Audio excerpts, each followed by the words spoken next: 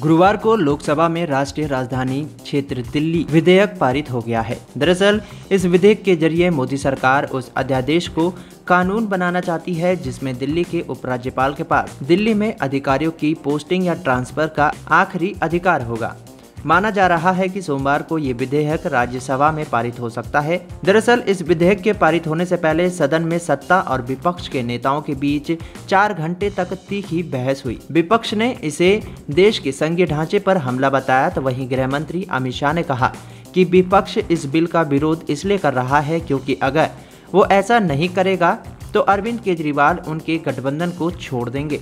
अमित शाह ने विपक्ष के उस दावे को सिरे से खारिज कर दिया कि सुप्रीम कोर्ट के फैसले के बाद संसद में ये कानून नहीं बन सकता।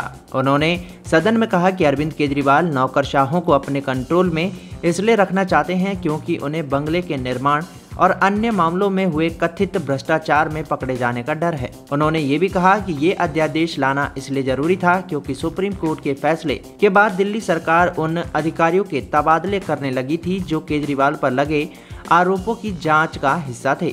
सत्कर्ता विभाग के कामकाज को रोकने की कोशिश की गई। बता दें, अमित शाह ने कई मामलों का हवाला दिया जिसमें केजरीवाल सरकार के खिलाफ सत्कर्ता विभाग जांच कर रहा है। उन्होंने कहा, सुप्रीम कोर्ट का आदेश आने के बाद दिल्ली सरकार की चिंता सड़कें, पानी की सप्लाई, सफाई और स्वास्थ्य होना चाहिए था, लेकिन उन्हें सबसे ज्यादा चिंता सत्कर्ता विभाग की थी। इन लोगों ने सत्कर्ता विभाग को इसलिए निशाना बनाया क्योंकि यहाँ कई सारी संवेदनशील फाइलें पड़ी हैं।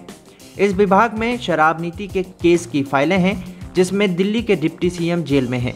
यहाँ सीएम के आवास को बनाने में मोटे पैसे खर्च करने की मामले की फाइल है जो उन्हें आने वाले समय में मुश्किल में डाल सकती है।